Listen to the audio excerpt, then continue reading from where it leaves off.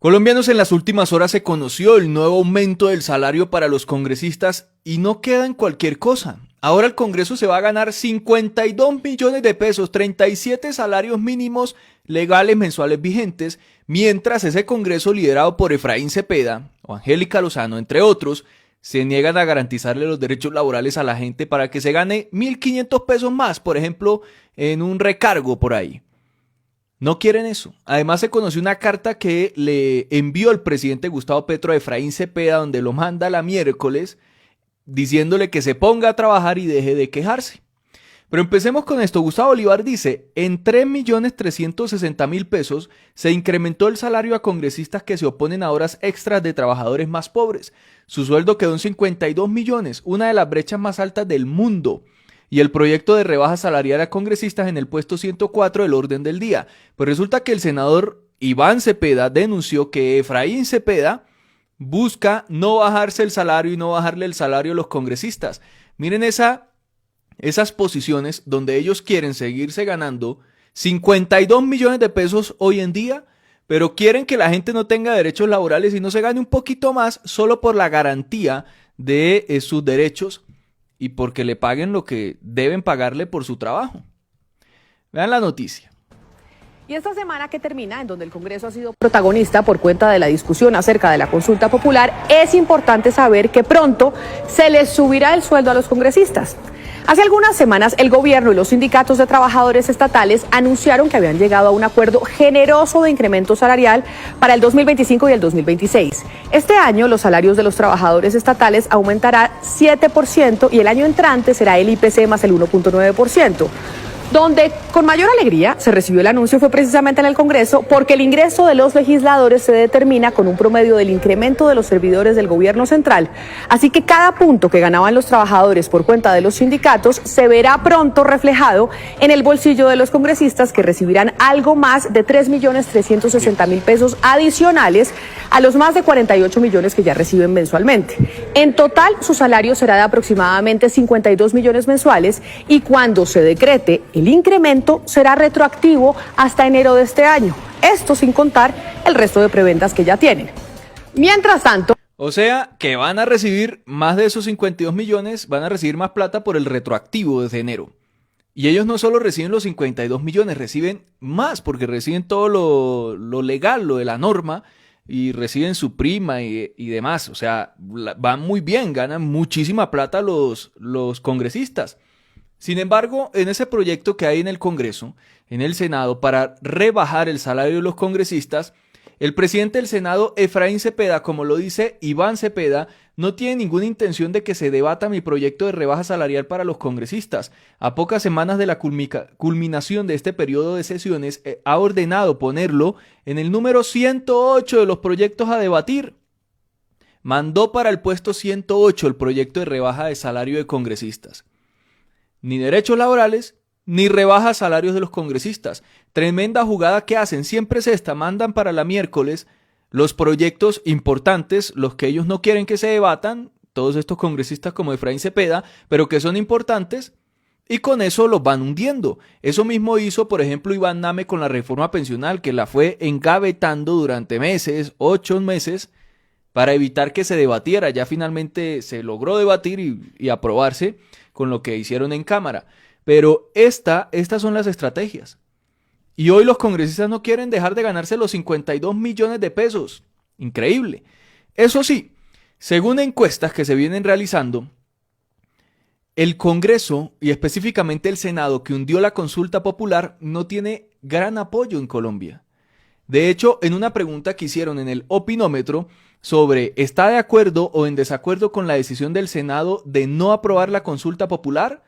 Pues la gente estuvo en un 39% de acuerdo, o sea, apoyan al Senado, apoyan a Cepeda, apoyan a todos estos sinvergüenzas congresistas, pero prácticamente el 48% de los encuestados estuvo en desacuerdo. Es decir, no apoyan a estos sinvergüenzas. O sea, el pueblo colombiano está de acuerdo con la consulta. Y ojo, porque ellos saben esto. Y la jugada se las he venido explicando porque necesitan tumbarle este movimiento social del presidente Gustavo Petro, que se venía con todo lo de la consulta, tumbárselo al gobierno para evitar una debacle de toda esta ralea política de nuestro país, de todos estos opositores. Eso fue una jugada. No les importa si el 48% estaba a favor de la consulta o si el pueblo colombiano quería la consulta para los derechos laborales y demás. Lo que les importa es detener ese movimiento del pueblo y progresista que se iba a venir con este proceso de votación en la consulta, de garantía de derechos. Porque ellos saben que la mayoría de los colombianos apoya la consulta. Saben que la mayoría de colombianos saldría a votar. Saben que iba Petro a superar el umbral de esa consulta, 14 millones de votos. Y si todo eso pasaba, muerte política para todos los congresistas que estuvieron siempre en contra de la consulta y los derechos laborales. Por eso andan desesperados hoy con Angélica Lozano y todas las denuncias que se han derivado de ese proceso de la audiencia pública que están haciendo este lunes 19 de mayo.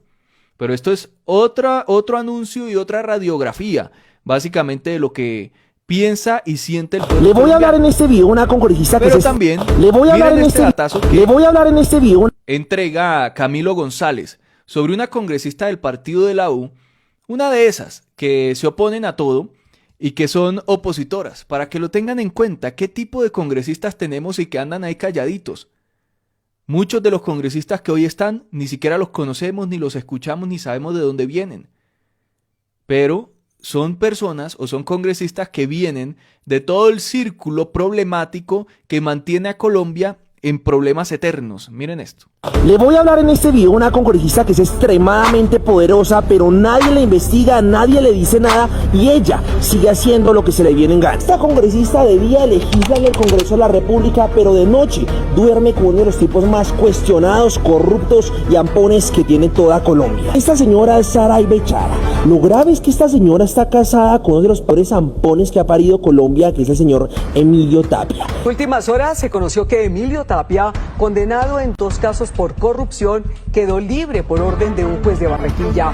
El mismo tipo que hace unos años se robó a Bogotá en el carrusel de la contratación, lo condenaron por eso y estando en la cárcel, este tipo volvió a robar otra vez en el escándalo de centros poblados. Este señor se robó más de 70.000 millones y hace unos días lo sacaron libre de la cárcel.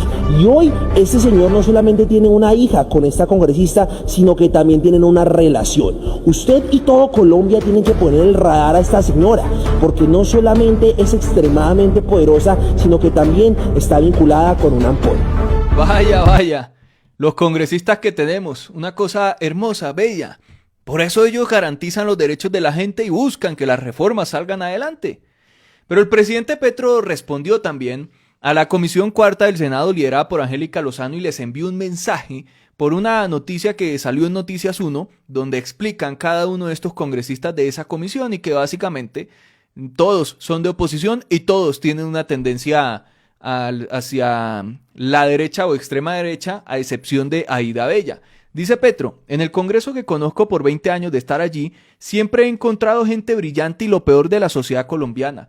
La razón diría que la Comisión Cuarta que dirige Angélica Lozano, miembro de nuestras UTLs, a principios del siglo, cuando empezó su carrera política y a quien llevé al Consejo de Bogotá, en el movimiento progresista, tomaría no solo ella, sino la totalidad de sus integrantes la decisión de hacer una reforma laboral incluso más avanzada que la aprobada en Cámara, para evitar configurar una puñalada por la espalda a la democracia y al pueblo trabajador de Colombia. Pero la codicia enceguece la razón. Hoy el Congreso tiene una imagen favorable de solo el 9% de la población y el Congreso no se ayuda con esta carrera suya hacia la ilegitimidad total y el abismo, porque tiene una masa crítica enceguecida por la falta de razón, por el sectarismo y por la corrupción codiciosa. Hay facciones políticas que en lugar de escuchar al pueblo que representan y que en magnitudes que van del 60 al 70% quieren que se les deje expresar en la consulta, deciden, temerosos de su propio final, hacer lo que sí acelerará su final, cerrar la expresión de sus mandatos, lo cual no es más que el suicidio en el Congreso. Angélica ya expuso lo que quiere, entregó una de las reformas laborales más avanzadas de las últimas décadas a la derecha, incluso extrema, y ya sabemos que quiere esta derecha y los lavadores de dólares y contrabandistas que se adueñan de los gremios. El resultado es previsible y lo expresa con claridad el ponente coordinador, que es el primo de Uribe. Así que no hay otra cosa que hacer que no retroceder. El pueblo debe ganar la mayoría del Senado y es ahora. Y la fórmula es la movilización popular al máximo, que incluye la huelga por horas hasta llegar a indefinida y generar si la oligarquía